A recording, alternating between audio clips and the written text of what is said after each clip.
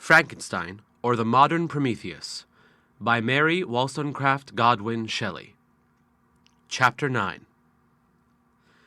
Nothing is more painful to the human mind than, after the feelings have been worked up by a quick succession of events, the dead calmness of inaction and certainty which follows and deprives the soul both of hope and fear. Justine died, she rested, and I was alive. The blood flowed freely in my veins, but a weight of despair and remorse pressed on my heart which nothing could remove. Sleep fled from my eyes. I wandered like an evil spirit, for I had committed deeds of mischief beyond description horrible, and more, much more, I persuaded myself, was yet behind. Yet my heart overflowed with kindness and the love of virtue. I had begun life with benevolent intentions and thirsted for the moment when I should put them in practice and make myself useful to my fellow beings. Now all was blasted. Instead of that serenity of conscience which allowed me to look back upon the past with self-satisfaction, and from thence to gather promise of new hopes, I was seized by remorse and the sense of guilt, which hurried me away to a hell of intense tortures such as no language can describe. This state of mind preyed upon my health, which had perhaps never entirely recovered from the first shock it had sustained. I shunned the face of man. All sound of joy or complacency was torture to me. Solitude was my only consolation. Deep, dark, death-like solitude. My father observed with pain the alteration perceptible in my disposition and habits, and endeavored by arguments deduced from the feelings of his serene conscience and guiltless life to inspire me with fortitude and awaken in me the courage to dispel the dark cloud which brooded over me. "Do you think, Victor," said he, "that I do not suffer also? No one could love a child more than I loved your brother." Tears came into his eyes as he spoke. "But is it not a duty to the survivors that we should refrain from augmenting their unhappiness by an appearance of immoderate grief? It is also a duty owed to yourself, for excessive sorrow prevents improvement or enjoyment, or even the discharge of daily usefulness, without which no man is fit for society." This advice, although good, was totally inapplicable to my case. I should have been the first to hide my grief and console my friends if remorse had not mingled its bitterness and terror its alarm with my other sensations. Now I could only answer my father with a look of despair and endeavor to hide myself from his view. About this time we retired to our house at Bellerive. This change was particularly agreeable to me. The shutting of the gates regularly at 10 o'clock and the impossibility of remaining on the lake after that hour had rendered our residence within the walls of Geneva very irksome to me. I was now free. Often, after the rest of the family had retired for the night, I took the boat and passed many hours upon the water. Sometimes with my sails set I was carried by the wind, and sometimes, after rowing into the middle of the lake, I left the boat to pursue its own course, and gave way to my own miserable reflections. I was often tempted, when all was at peace around me, and I the only unquiet thing that wandered restless in a scene so beautiful and heavenly, if I except some bat or the frogs, whose harsh and interrupted croaking was heard only when I approached the shore. Often, I say, I was tempted to plunge into the silent lake, that the waters might close over me and my calamities forever. But I was restrained when I thought of the heroic and suffering Elizabeth, whom I tenderly loved, and whose existence was bound up in mine. I thought also of my father and surviving brother. Should I, by my base desertion, leave them exposed and unprotected to the malice of the fiend whom I had let loose among them? At these moments I wept bitterly and wished that peace would revisit my mind, only that I might afford them consolation and happiness. But that could not be. Remorse extinguished every hope.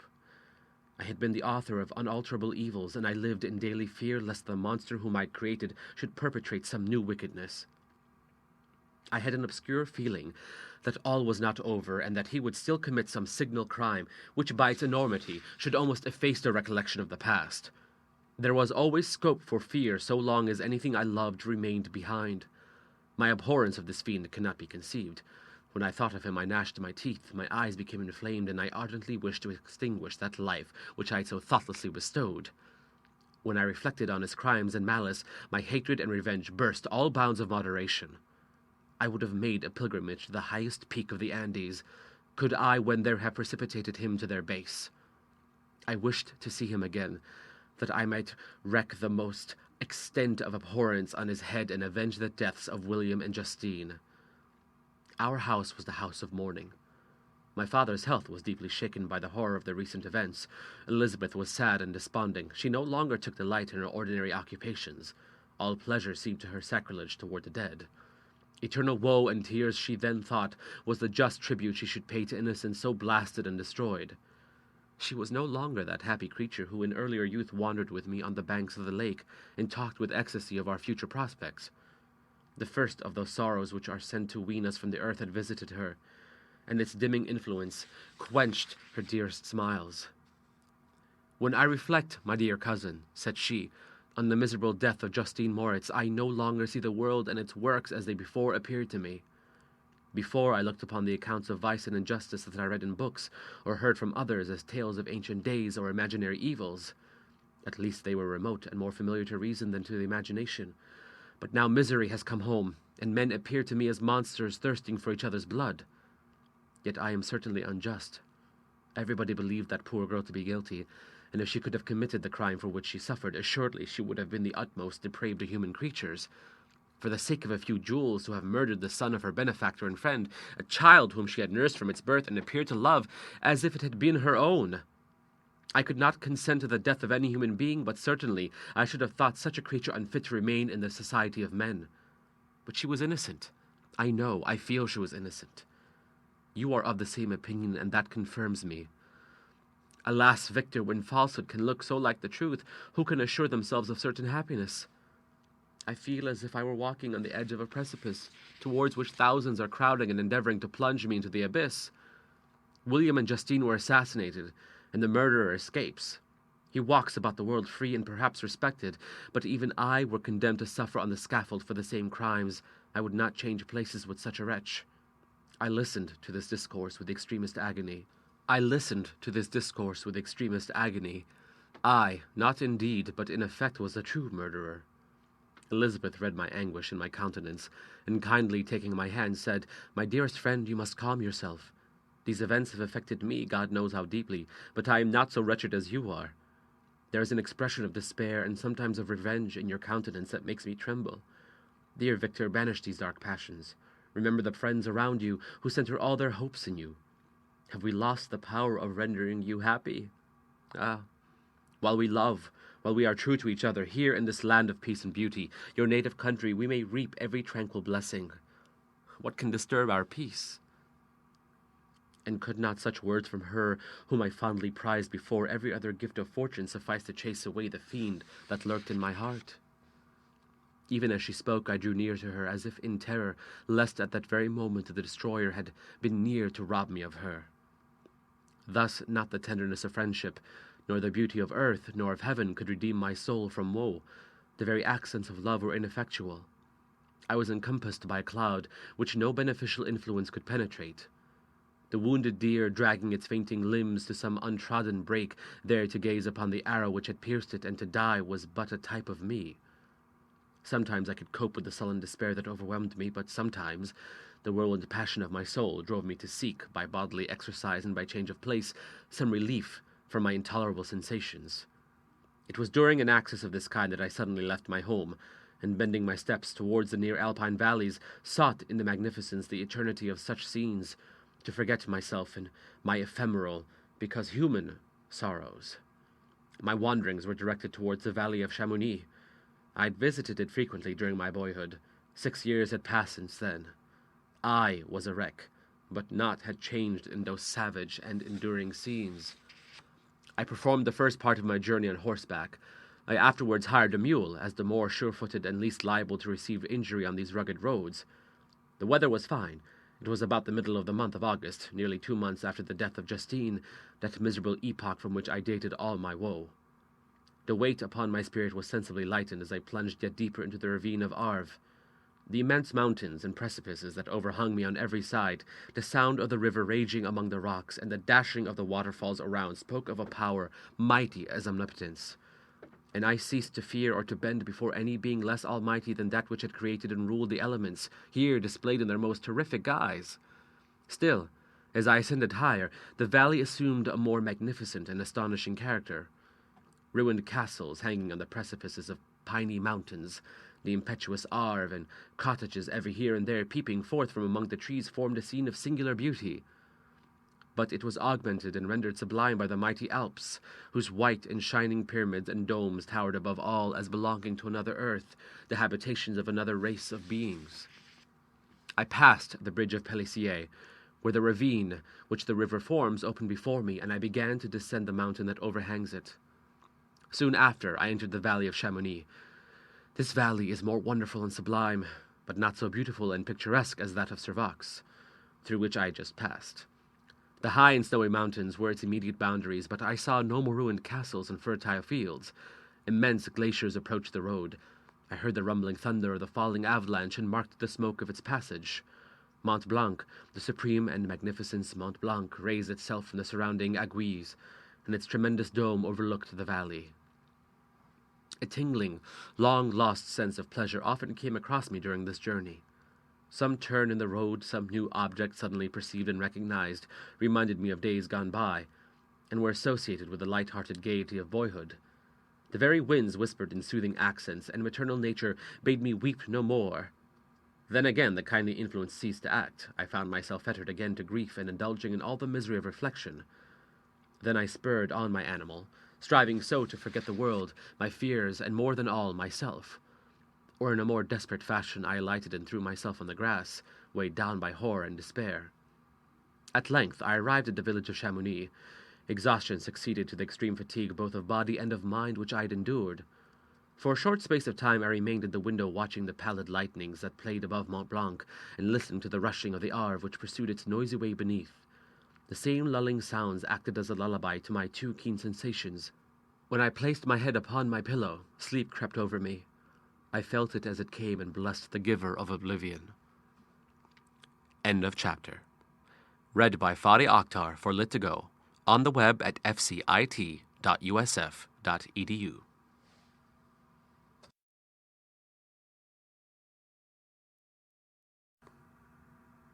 Frankenstein, or the Modern Prometheus, by Mary Wollstonecraft Godwin Shelley. Chapter 10. I spent the following day roaming through the valley. I stood beside the sources of the Arveiron, which take their rise in a glacier, that with slow paces advancing down from the summit of the hills to barricade the valley. The abrupt sides of vast mountains were before me. The icy wall of the glacier overhung me. A few shattered pines were scattered around. In the solemn silence of this glorious presence, chamber of imperial nature was broken only by the brawling waves or the fall of some vast fragment, the thunder sound of the avalanche or the cracking reverberated along the mountains of the accumulated ice which, through the silent working of immutable laws, was ever and anon rent and torn, as if it had been but a plaything in their hands. These sublime and magnificent scenes afforded me the greatest consolation that I was capable of receiving. They elevated me from all littleness of feeling, and although they did not remove my grief, they subdued and tranquilized it. In some degree, also, they diverted my mind from the thoughts over which it had brooded for the last month. I retired to rest at night, my slumbers, as it were, waited on and ministered to by the semblance of grand shapes which I had contemplated during the day. They congregated round me, the unstained snowy mountain-top, the glittering pinnacle, the pine woods, and ragged bare ravine, the eagle soaring amidst the clouds. They all gathered round me and bade me be at peace. Where had they fled when the next morning I awoke? All of soul inspiriting fled with sleep, and dark melancholy clouded every thought. The rain was pouring in torrents, and thick mists hid the summits of the mountains, so that I even saw not the faces of those mighty friends. Still, I would penetrate their misty veil and seek them in their cloudy retreats. What were rain and storm to me? My mule was brought to the door, and I resolved to ascend to the summit of Montanvert. I remembered the effect that the view of the tremendous and ever-moving glacier had produced upon my mind when I first saw it. It had then filled me with a sublime ecstasy that gave wings to the soul and allowed it to soar from the obscure world to light and joy. The sight of the awful and majestic in nature had indeed always the effect of solemnizing my mind and causing me to forget the passing cares of life. I determined to go without a guide, for I was well acquainted with the path, and the presence of another would destroy the solitary grandeur of the scene. The ascent is precipitous, but the path is cut into continual and short windings, which enable you to surmount the perpendicularity of the mountain. It is a scene terrifically desolate, In 1,000 spots the traces of the winter avalanche may be perceived, where trees lie broken and strewed on the ground, some entirely destroyed, others bent, leaning upon the jutting rocks of the mountain, or transversely upon other trees. The path, as you ascend higher, is intersected by ravines of snow, down which stones continually roll from above. One of them is particularly dangerous, as the slightest sound, such as even speaking in a loud voice, produces a concussion of air sufficient to draw destruction upon the head of the speaker. The pines are not tall or luxuriant, but they are somber and add an air of severity to the scene. I looked on the valley beneath. Vast mists were rising from the rivers which ran through it, and curling in thick wreaths around the opposite mountains, whose summits were hid in the uniform clouds, while rain poured from the dark sky and added to the melancholy impression I received from the objects around me. Alas! Why does man boast of sensibilities superior to those apparent in the brute? It only renders them more necessary beings. If our impulses were confined to hunger, thirst, and desire, we might be nearly free. But now we are moved by every wind that blows, and a chance word or scene that word may convey to us. We rest, a dream has power to poison sleep. We rise, one wandering thought pollutes the day. We feel, conceive, or reason, laugh or weep, embrace fond woe, or cast our cares away. It is the same. For, be it joy or sorrow, the path of its departure still is free. Man's yesterday may never be like his morrow. Naught may endure but mutability. It was nearly noon when I arrived at the top of the ascent.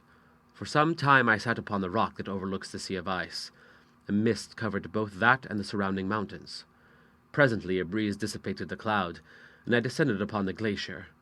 The surface is very uneven, rising like the waves of a troubled sea, descending low and interspersed by rifts that sink deep. The field of ice is almost a league in width, but I spent nearly 2 hours in crossing it. The opposite mountain is a bare perpendicular rock. From the side where I now stood, Mont Anvers was exactly opposite, at a distance of a league, and above it rose Mont Blanc, in awful majesty. I remained in a recess of the rock, gazing on this wonderful and stupendous scene. The sea, or rather the vast river of ice, wound among its dependent mountains, whose aerial summits hung over its recesses. Their icy and glittering peaks shone in the sunlight over the clouds. My heart, which was before sorrowful, now swelled with something like joy. I exclaimed, "Wandering spirits, if indeed ye wander and do not rest in your narrow beds, allow me this faint happiness, or take me as your companion away from the joys of life." As I said this, I suddenly beheld the figure of a man, at some distance, advancing towards me with superhuman speed. He bounded over the crevices in the ice, among which I had walked with caution. His stature, also, as he approached, seemed to exceed that of a man. I was troubled. A mist came over my eyes, and I felt a faintness seize me, but I was quickly restored by the cold gale of the mountains. I perceived, as the shape came nearer, sight tremendous and abhorred, that it was the wretch whom I had created. I trembled with rage and horror, resolving to wait his approach and then close with him in mortal combat. He approached. His countenance bespoke bitter anguish, combined with disdain and malignity, while its unearthly ugliness rendered it almost too horrible for human eyes. But I scarcely observed this. Rage and hatred had at first deprived me of utterance, and I recovered only to overwhelm him with words expresses of furious detestation and contempt. "Devil," I exclaimed, "do you dare approach me? And do not you fear the fierce vengeance of my arm, wreaked on your miserable head? Begone, vile insect, or rather stay that I may trample you to dust, and oh, that I could, with the extinction of your miserable existence, restore those victims whom you have so diabolically murdered." "I expected this reception," said the demon. "All men hate the wretched. How then must I be hated, who am miserable beyond all living things? Yet you, my creator, detest and spurn me, thy creature, to whom thou art bound by ties only dissoluble by the annihilation of one of us. You propose to kill me. How dare you sport thus with life? Do your duty towards me, and I will do mine towards you and the rest of mankind. If you will comply with my conditions, I will leave them and you at peace. But if you refuse, I will glut the maw of death until it be satiated with the blood of your remaining friends. Abhorred monster, fiend that thou art, the tortures of hell are too mild a vengeance for thy crimes. Wretched devil, you reproach me with your creation. Come on, then, that I may extinguish the spark which I so negligently bestowed." My rage was without bounds. I sprang on him, impelled by all the feelings which can arm one being against the existence of another. He easily eluded me and said, "Be calm. I entreat you to hear me before you give vent to your hatred on my devoted head. Have I not suffered enough that you seek to increase my misery? Life, although it may only be an accumulation of anguish, is dear to me, and I will defend it. Remember, thou hast made me more powerful than thyself. My height is superior to thine, my joints more supple. But I will not be tempted to set myself in opposition to thee. I am thy creature, and I will be even mild and docile to my natural lord and king if thou wilt also perform thy part, the which thou owest me. O Frankenstein, be not equitable to every other, and trample upon me alone, to whom thy justice and even thy clemency and affection is most due.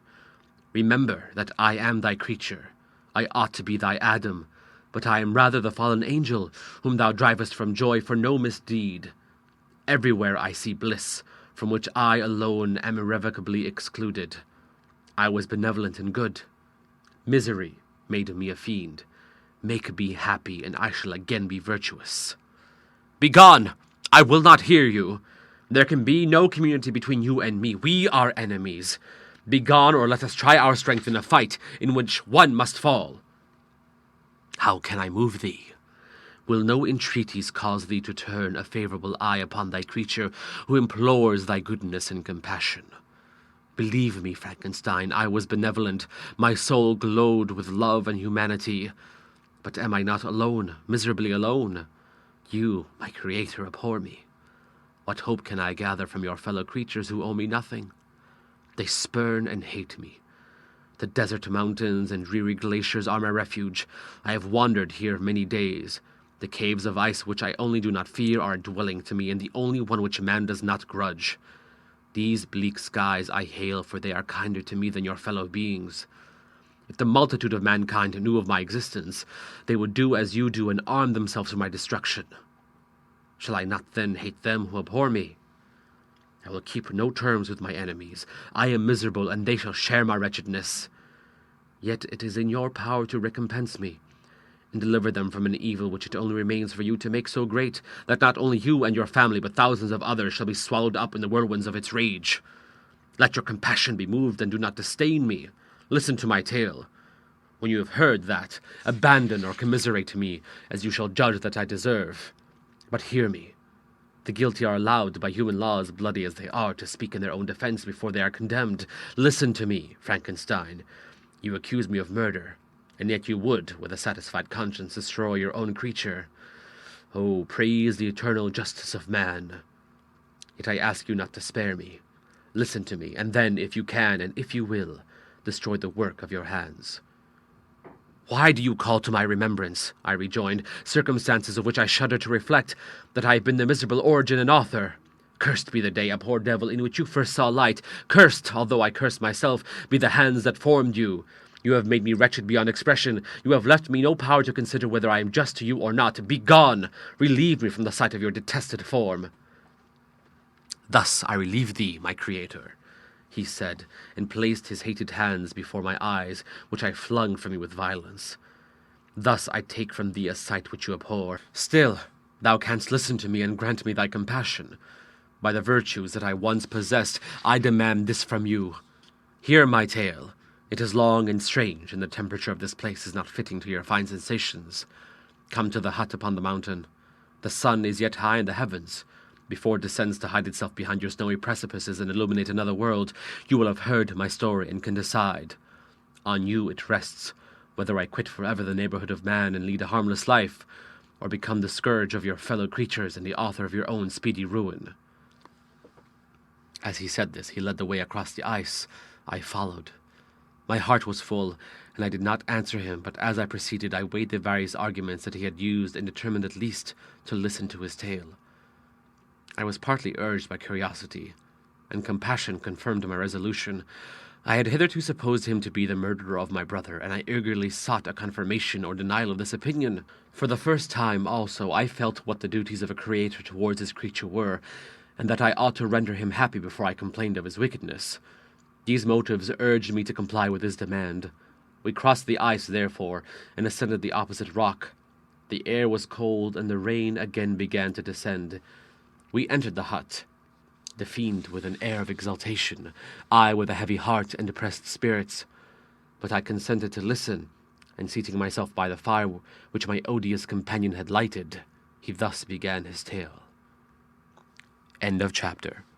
Read by Fadi Akhtar for Litigo on the web at fcit.usf.edu.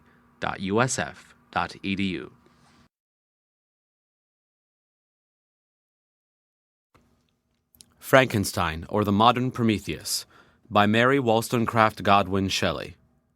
Chapter 11. It is with considerable difficulty that I remember the original era of my being. All the events of that period appear confused and indistinct. A strange multiplicity of sensations seized me, and I saw, felt, heard, and smelt at the same time.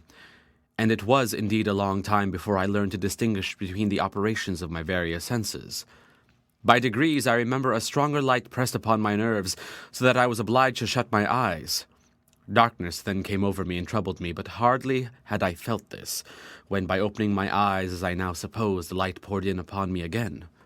I walked and, I believe, descended, but I presently found a great alteration in my sensations. Before, dark and opaque bodies had surrounded me, impervious to my touch or sight, but I now found that I could wander on at liberty, with no obstacles which I could not either surmount or avoid. The light became more and more oppressive to me, and the heat wearying me as I walked. I sought a place where I could receive shade.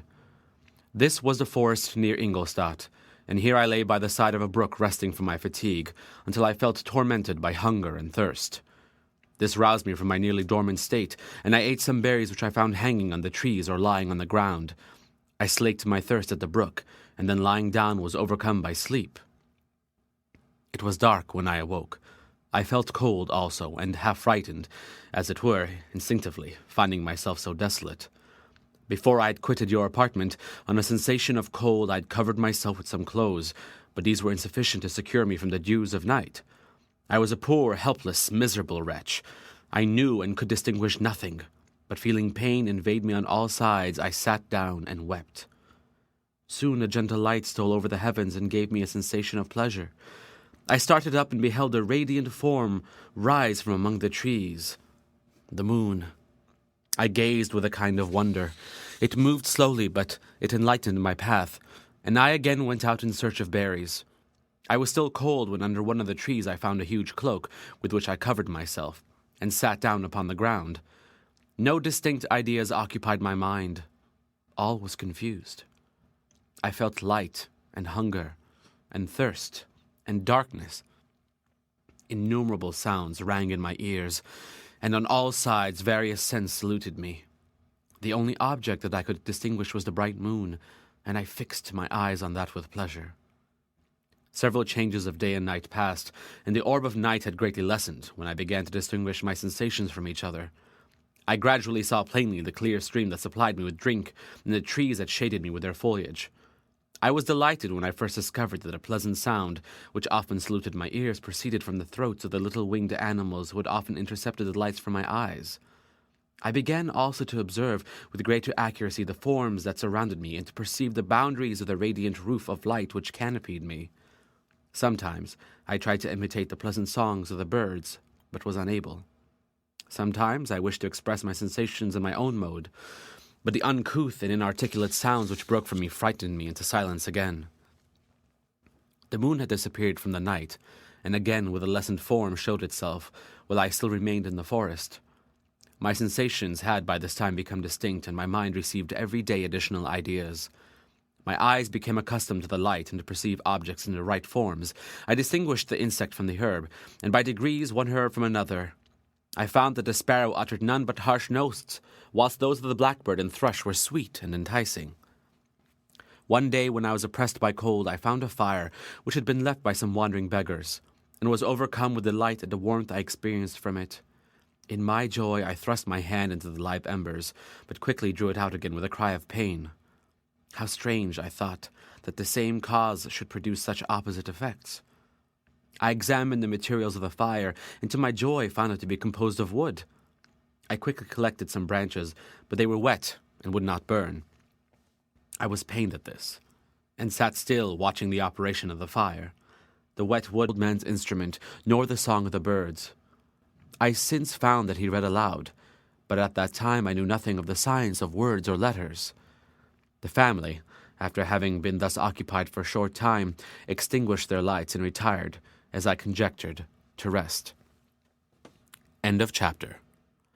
Read by Fadi Akhtar for Lit2Go, on the web at fcit.usf.edu.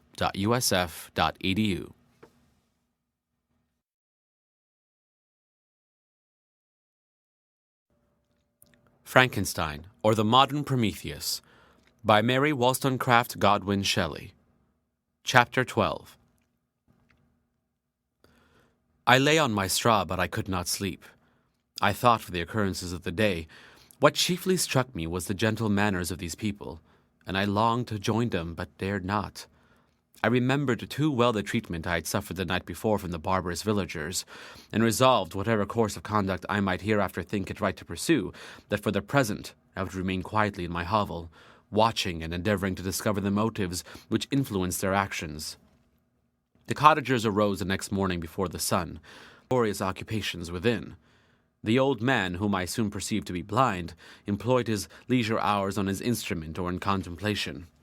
Nothing could exceed the love and respect which the younger cottagers exhibited towards their venerable companion. They performed towards him every little office of affection and duty with gentleness, and he rewarded them by his benevolent smiles. They were not entirely happy. The young man and his companion often went apart and appeared to weep.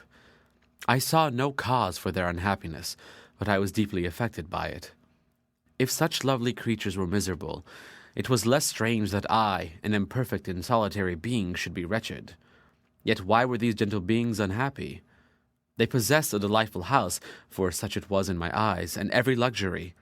They had a fire to warm them when chill, and delicious viands when hungry. They were dressed in excellent clothes, and still more they enjoyed one another's company and speech, interchanging each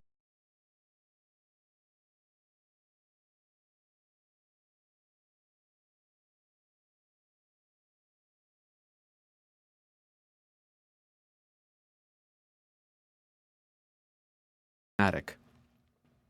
A considerable period elapsed before I discovered one of the causes of the uneasiness of the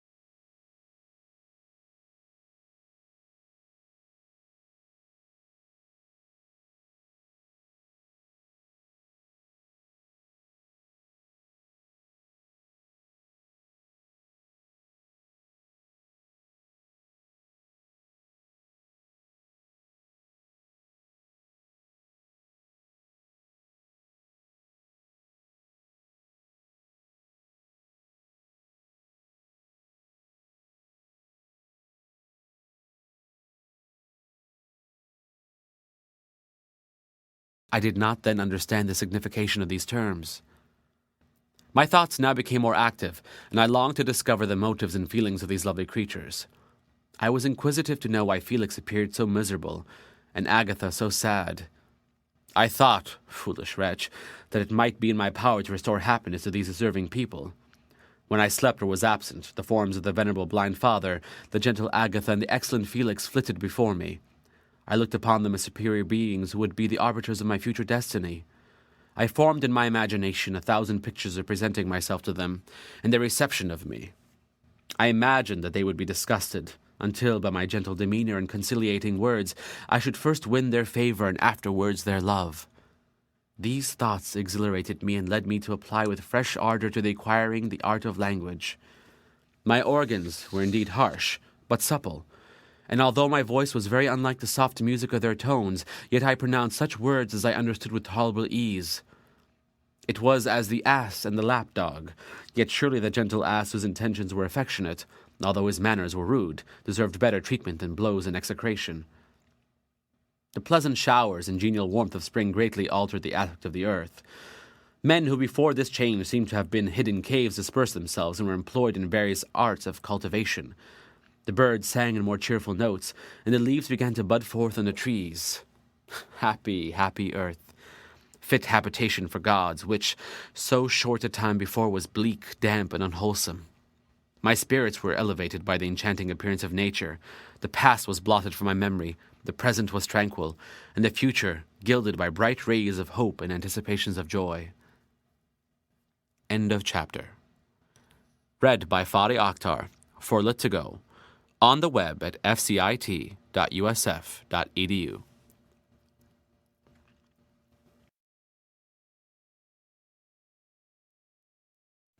Frankenstein, or the Modern Prometheus, by Mary Wollstonecraft Godwin Shelley. Chapter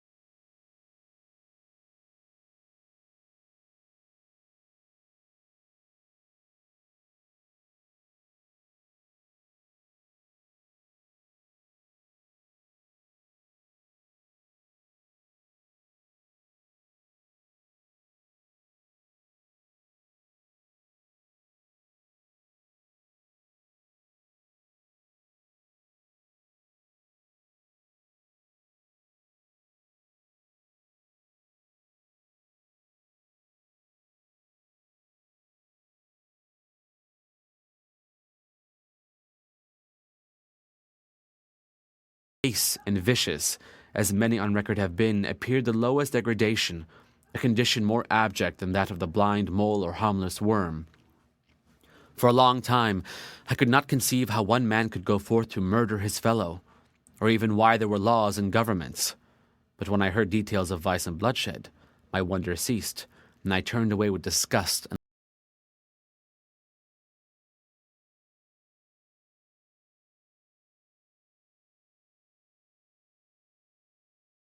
It was explained to me. I heard of the division of property, of immense wealth and squalid poverty, of rank, descent, and noble blood. Read by Fadi Akhtar, for Lit to Go, on the web at fcit.usf.edu.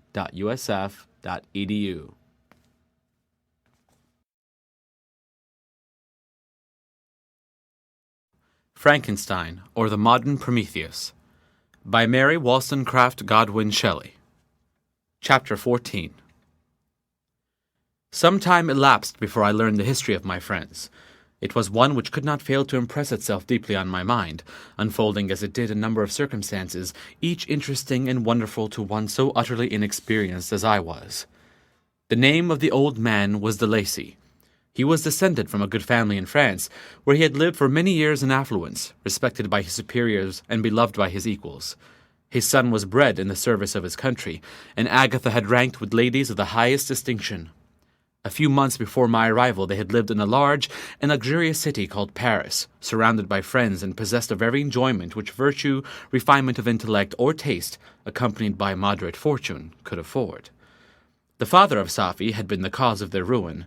He was a Turkish merchant, and had inhabited Paris for many years when, for some reason which I could not learn, he became obnoxious to the government, and heirs of our native country.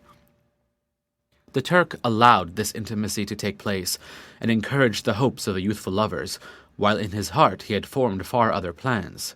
He loathed the idea that his daughter should be united to a Christian, but he feared the resentment of Felix if he should appear lukewarm, for he knew that he was still in the power of his deliverer if he should choose to betray him to the Italian state which they inhabited. He revolved 1,000 plans by which he should be enabled to prolong the deceit until it might no longer be necessary, and secretly to take his daughter with him when he departed. His plans were facilitated by the news which arrived from Paris. The government of France were greatly enraged at the escape of their victim and spared no pains to detect and punish his deliverer. The plot of Felix was quickly discovered, and de Lacy and Agatha were thrown into prison. The news reached Felix and roused him from his dream of pleasure, his blind and aged 5 in safety at the cottage of her lover. End of chapter. Read by Fadi Akhtar, for Lit to Go, on the web at fcit.usf.edu.